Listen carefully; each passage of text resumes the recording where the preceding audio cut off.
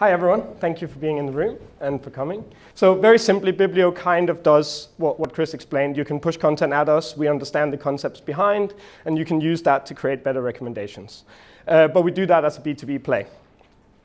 Now, the background is I was doing this. I was working in advertising, I was distributing videos online. In fact, over about 5 years, me and my team generated over 1 billion video views. But I thought something was wrong, because I was sort of going out to my clients and I was explaining this particular thing. This is Herbert Simon defining the attention economy in 1971. You know, when you get more information, you get less attention. I think this is probably more true than it ever was. I'm not sure Herbert Simon actually knew how right he was going to be when he said it, but we'll give him the benefit of the doubt. So let's dive into information and attention a little bit more, because I was sitting in my office and I was thinking, I think there's a problem, because when I go online, this is kind of what I see. I see everyone trying to get my attention all the time.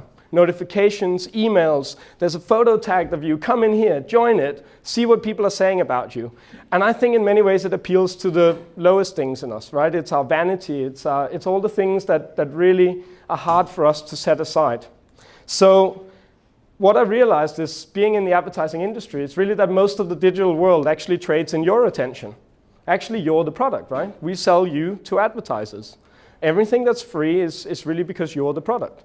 So attention is actually the lifeblood of the digital economy. And as a result, every service has to become more addictive to compete. It has to take more and more of your attention to actually be competitive.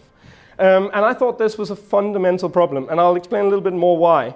But I fundamentally think we've put a slot machine in 1 billion pockets. This is a quote from an ex-Google guy called Tristan Harris that I really like. And the idea really is that many of the tactics we now use, there's even, the book Hooked is about how you build addictive products, right? So we've got this whole language now in startup world of how we get people hooked on our products, how we get them to spend as much time as possible. So I think actually the classic model of information to wisdom has got an extra layer. You actually have to fight your way through the distraction to even get to the information. So I think the sort of reasoning behind Bibblio is actually this particular problem. And thanks to Chris, I didn't actually go for a B2C platform, because we looked at Socratic and thought, this is brilliant. I'm not going to do that. He's already solving that problem. But I think there's a lot of other EdTech platforms in lots of other parts of the EdTech ecosystem that's going to need similar technology. So we decided that we were going to build the B2B SaaS platform that could power some of those same experiences. Probably not to the level of detail that they are, but very much the same mechanics.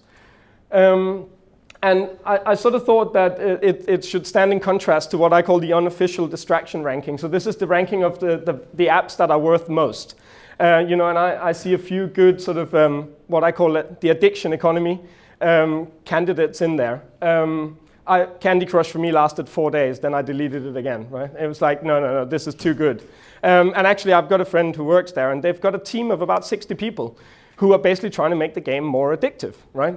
And I sort of always imagine these 60 PhDs pitted against a 6-year-old, right? That's actually the reality of media. And the reason why that's happening is because more of the content that we see online, we get fed by algorithms, right? It's machines who decide what we see, not editors. So we need better algorithms. That was basically my conclusion. And the other conclusion, and again, this is Tristan Harris, is that Facebook doesn't really compete with YouTube.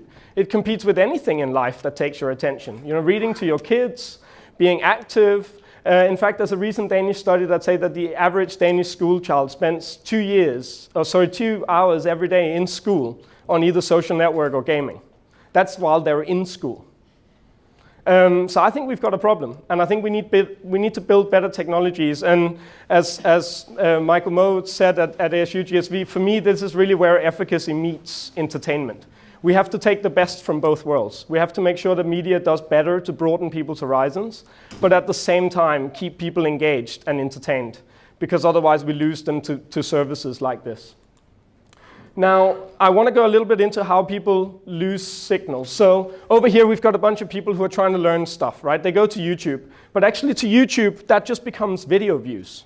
It becomes viewing time and video views. So what the point here really is that YouTube, at some point in this chain, when they go for a simple optimization algorithm towards engagement and clicks and views, they lose track of what the value was, what was the goal of that person when they arrived.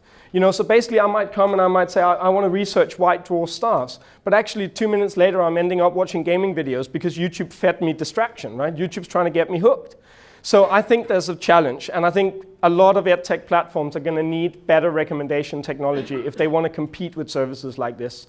We tend to think in the education ecosystem that we sort of live in a bubble, that people don't bring their expectations from other media into the education space and the learning space. And I think that's one of the fundamental challenges that we have. The single biggest challenge that our partners tell us they have is retention and engagement. But they can't compromise the learning goal, right? They can't compromise the efficacy, so we have to do both. Now, this is how we sort of got to it in the end. We say that there's 3 important things when you do a recommendation in learning. There's the motivation, so we've got to keep people engaged. There's the context. Is it genuinely related? Is it generally the underlying concept that we're trying to understand? There is actually a such thing as a taxonomy of knowledge that you can, some recommendations are better than others in terms of creating progress in learning. And then there's relevance. What's relevant to me is not necessarily relevant to you. So there's also always a personal dimension to that. But we don't go quite as far as to say personalized learning or adaptive learning, because then I think you run into some other problems. But we can take that another day or offline. But really, as I said, the essence of the problem is that most of the media industry treats our time as a commodity. But actually, as an individual, your time is finite. It's actually the only finite resource we have, right? So I think we're getting to a situation in the broader media landscape where most of the products we use are actually in opposition to us and our goals.